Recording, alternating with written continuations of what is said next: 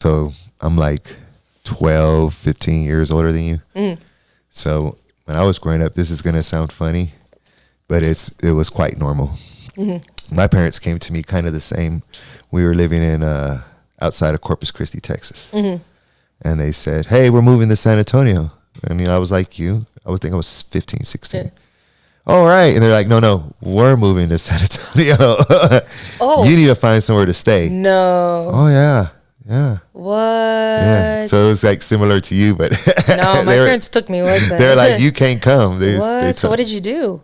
I got a job and I got my own place. You were 15? Yeah. Mm-hmm. Yeah. And your parents just left you like that? Yeah. Dang, man. I might have been turning 16.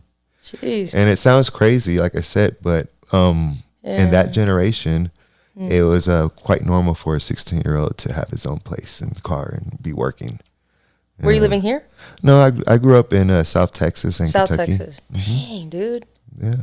Jeez. How'd that make you feel?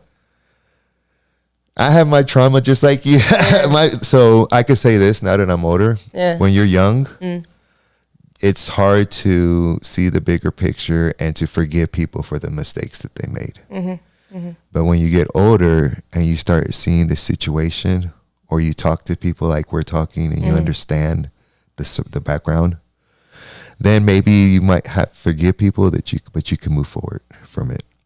So I'm kind of learning that right now. Yeah, so very much so. And I'll give you an example of a mistake that I made. And it goes with this. I talk about him all the time on all my podcasts. My dad, he just passed away. Oh, I'm sorry. He died maybe a year ago, or maybe a little less than a year ago. And we grew up, like I said, they abandoned me many times and stayed homeless. He was real abusive and a lot of bad stuff, And when we got older, he humbled down. I make a joke with my kids. They say, your Popo is so nice. I say, well, he was nice because he wasted all his anger and mean on me. You know what I mean? And he had none left. But when I was getting older, I couldn't forgive my parents for what they did to me. And any little thing that they would do, I would hold it against them. Mm-hmm. And I probably went 10, 15 years without talking to my parents. And then I started talking to them. And then we got in an argument, and then I probably went another 10 years. So like in the last 20 years before my dad passed away, I probably only spent 2 or 3 of those years with him. And, that was a mistake that I made for not forgiving him and moving forward with. And it's a regret that I have. I was going to ask you, is that something you... I regret it traumatically. I can remember the day. So I went like 5 years, 6 years without talking to him. We used to live with him down the road here, and we got in a big argument.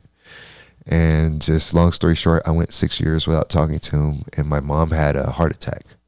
So they lived in Ohio, so I flew to Ohio to go see them. And I didn't tell nobody I was coming because I hadn't seen them in so long.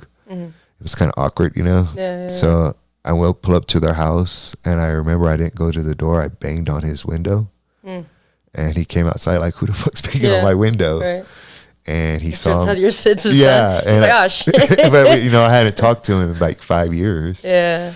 And he comes around the corner, and he starts to like do these little faces and stuff. And he was like, saw me point. He was like, he pointed at me, started crying and stuff. Oh. And, he told me, I thought I really messed up that time. I thought I really messed up. And, he apologized to me. Wow. And I apologized to him.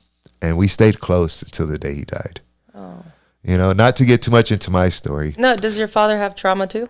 He did. Yeah. It's an ongoing circle. It gets, so like, it's weird. So like when I hear my parents, so I can tell you, I talk about my kids, the shit that happened to me. Sure. And it sounds crazy to them. Mm-hmm. Well, they used to tell me the same thing. Like my dad used to drink out of a creek and stuff like that. He was never taken care of.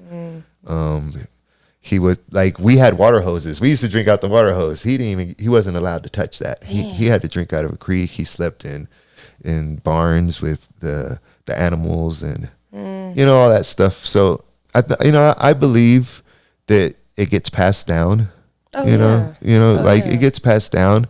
It's just up to someone to be the change. Mm-hmm. The change into that system instead of passing it down to your family. Mm-hmm. Like, you could have kids, and if one day if you have kids, you don't want to pass down the trauma that you felt. You know how it feels. Yeah. You know, and something that you should have, and something that I try to breed in children, is confidence. Mm-hmm.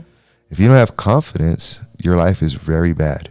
And when you have traumatic events like what happened to you, something that you could really lose is your confidence. Yeah. Am I wrong? Oh, no, you're 100% correct. Mm-hmm. So like, that's why I always say, since I've been talking to you, I tell you how good you are.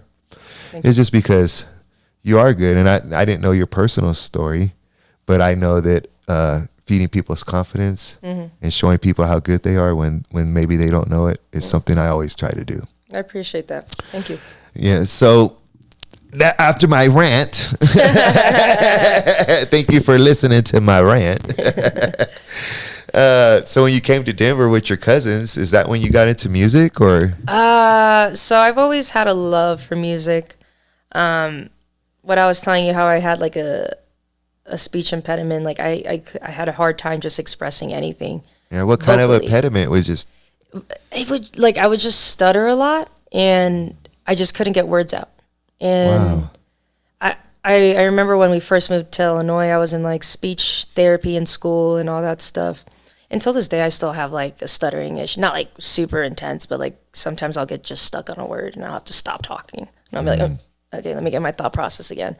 But with that, like I felt with sound would really, I felt like I could express it through sound. Like, so I played the clarinet a lot when I was younger. I was in band, and I just loved music. I like how I do now. I just love how you can express yourself through lyrics, but also just sound. Sound to me is what's really special. Like when I listen to any song I hear, I'm not really fully, it's interesting. I don't really listen to the lyrics as much. I listen to how the vocal sounds and like the beat sounds, and that to me is beautiful. How it goes with the music. Yeah, the melodies. The melodies is really what hits me.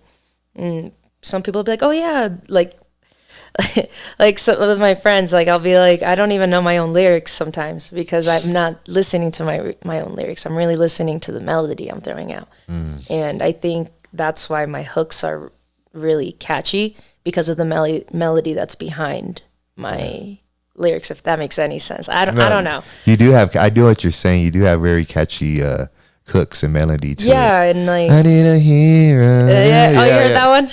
Girl, I've been studying you. I appreciate it. All right, back at you from our break.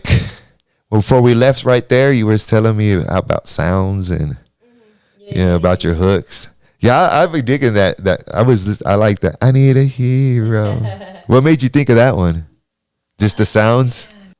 I'll go through a bunch of beats, whatever catches my attention. I'll start to listen to it, and then I always start off writing my whole song with melodies. Like I'll get my hook ready, and I'll get my verse. I'll just be like, no, doing what I got to do, and then it's crazy. The hardest part for me is writing lyrics.